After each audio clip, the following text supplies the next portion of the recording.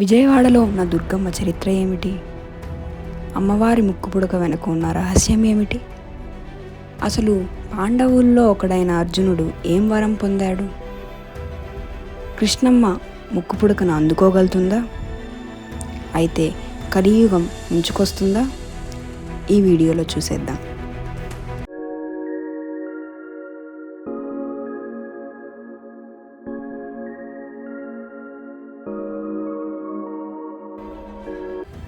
ఆంధ్రప్రదేశ్లోని విజయవాడలోని శ్రీ దుర్గా మల్లేశ్వర స్వామివారి దేవస్థానం గొప్ప చరిత్రను కలిగి ఉంది.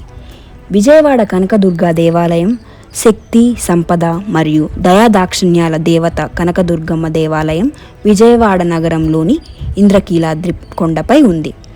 కనకదుర్గ ఆలయంలోని దేవత స్వయంభూ లేదా స్వయంభుగా పరిగణించబడుతుంది. అందుకే చాలా శక్తివంతమైనదిగా పరిగణించబడుతుంది. ఆదిశంకరులు ఈ ఆలయాన్ని సందర్శించి ఇక్కడ శ్రీచక్రాన్ని ప్రతిష్ఠించారని చెప్తున్నారు. ఈ ఆలయం కృష్ణానది ఒడ్డున ఒక కొండపై ఉంది. విజయవాడ అనేది విజయవాటికి నుండి వచ్చిన పేరు విజయస్థలం.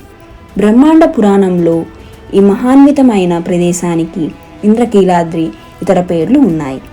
దుర్గమాసురుడు అనే రాక్షసుడు శ్రీ దుర్గా సంహరించిన ప్రదేశం మరియు పాశుపతాస్త్రం కోసం శివుడిని ప్రసన్నం చేసుకోవడానికి అర్జునుడు తపస్సు చేసిన ప్రదేశం ఇది. కృతయుగంలో కీలా అనే ఆదిశక్తి భక్తుడు ఉండేవాడు.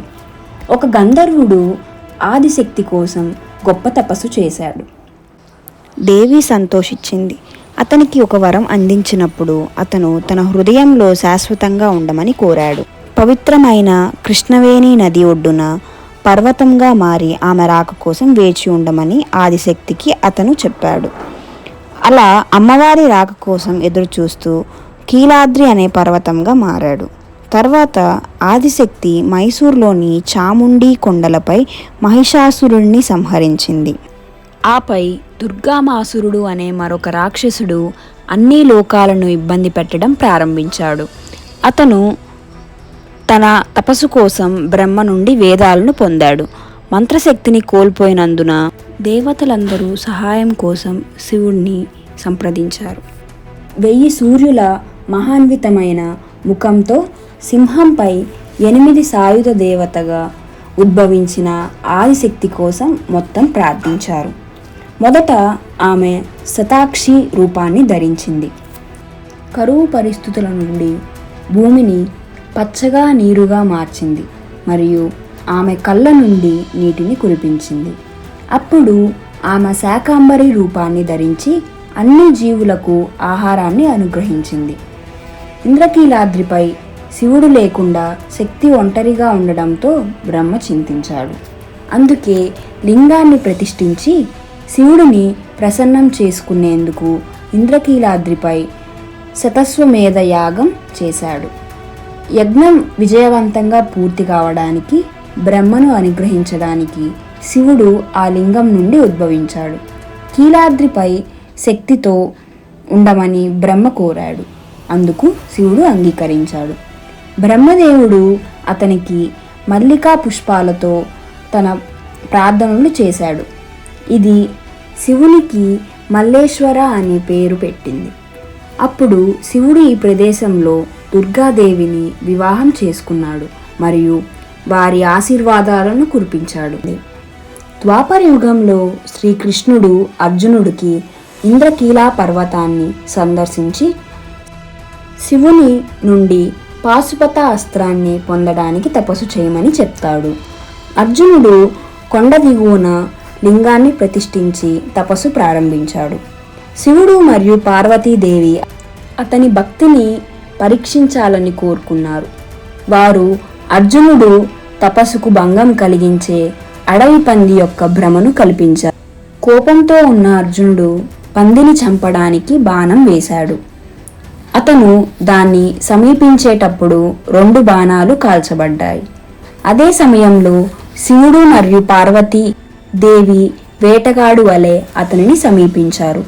వేటగాడుగా శివుడు మరియు అర్జునుడు పంది కోసం పోరాడారు.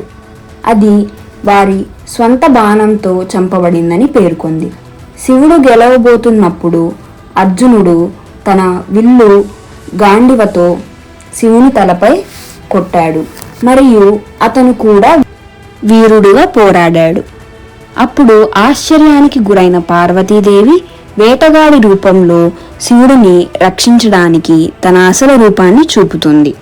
ఇవన్నీ చూసి అర్జునుడు తన అజ్ఞానాన్ని గురించి శివపార్వతిని వేడుకున్నారు. శివుడు అతనిని పాశుపతాస్త్రంతో అనుగ్రహిస్తాడు మరియు పార్వతీదేవి అతని విజయాన్ని పిలుస్తుంది. ఎందుకంటే అతను యుద్ధంలో శివునిపై గెలిచాడు. ఆ రోజు నుండి ఈ ప్రదేశానికి విజయవాటిక అని పిలుస్తారు. ఇది చివరికి విజయవాడగా మారింది. పర్వతం మధ్యలో ఉన్న మల్లేశ్వర స్వామిని అనుసరించి దుర్గాదేవి ఆలయాన్ని మరియు పర్వతం దిగువన ఉన్న విజయేశ్వర ఆలయాన్ని అర్జునుడు ప్రతిష్ఠించిన లింగాన్ని మనం సందర్శించవచ్చు. విచారకరమైన విశేషం ఏమిటంటే కొండపైన ఉన్న పాశుపతేశ్వర ఆలయం శిథిలమైంది మరియు మిగిలిన వాటి వైపుకి చేరుకోవడానికి రూట్ లేదు. దుర్గా బికమ్స్ కనకదుర్గ. కలియుగంలో వెంకటపతి రాజు వంశానికి చెందిన రాజా మాధవవర్మ విజయవాటికను రాజధానిగా చేసుకొని దుర్గాదేవిని వారు పోషకురాలుగా చేసుకొని కోస్తాంధ్రాను పాలిస్తున్నాడు. ఒకరోజు తన సొంత కొడుకుకు తన రథం మీద భయంకరమైన వేగంతో ప్రయాణిస్తున్నాడు. దాని ఫలితముగా అమ్మమ్మ మాత్రమే చూసుకునే చిన్న పిల్లవాడు మరణించాడు. వృద్ధురాలు తన మనవడి మృతదేహంతో రాజు వద్దకు పరిగెత్తింది మరియు న్యాయం కోసం అడుగుతుంది.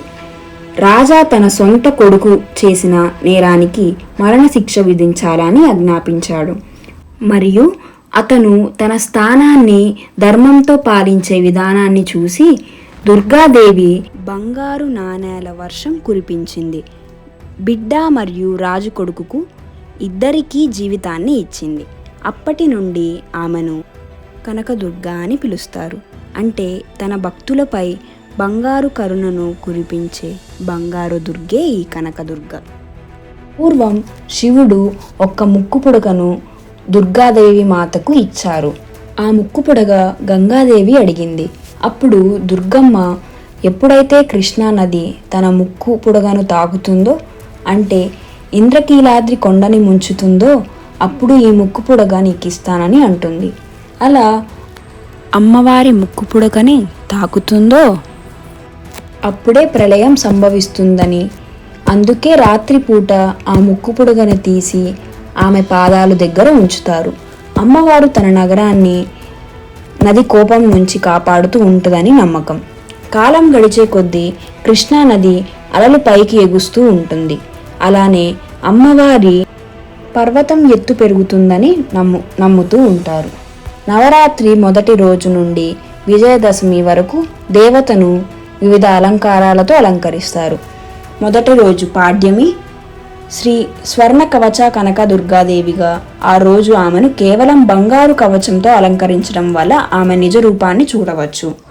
రెండవ రోజు విద్య శ్రీ బాల త్రిపుర సుందరి దేవి, మూడవ రోజు శ్రీ గాయత్రీదేవి, నాలుగవ రోజు చవితి శ్రీ అన్నపూర్ణాదేవి, ఐదవ రోజు పంచమి శ్రీ లలిత మహా త్రిపుర సుందరీదేవి, ఆరవ రోజు షష్ఠి శ్రీ మహాలక్ష్మీదేవి, ఏడవ రోజు సప్తమి శ్రీ మహాసరస్వతీదేవి. ఆ రోజు ఆదిశక్తి యొక్క జన్మ నక్షత్రం మూలా నక్షత్రంలో పంచాంగంలో పడుతుంది. ఎనిమిదవ రోజు దుర్గాష్టమి శ్రీ మహాదుర్గాదేవి, తొమ్మిదవ రోజు మహానవమి శ్రీ మహిషాసుర మర్దినీదేవి, 10వ రోజు విజయదశమి శ్రీ రాజరాజేశ్వరి దేవి. ఇలా దసరా నవరాత్రులు మనం జరుపుకుంటాము. మరెన్నో సరికొత్త ఇంట్రెస్టింగ్ వీడియోస్ కోసం మా ఛానల్ని సబ్స్క్రైబ్ చేసుకోండి. ప్రస్తుతం వర్షాల కారణంగా విజయవాడ ఎలా మారిందో చూసాం కదా. So let's pray for Vijayawada. Thanks for watching. For more interesting updates, hit the bell icon.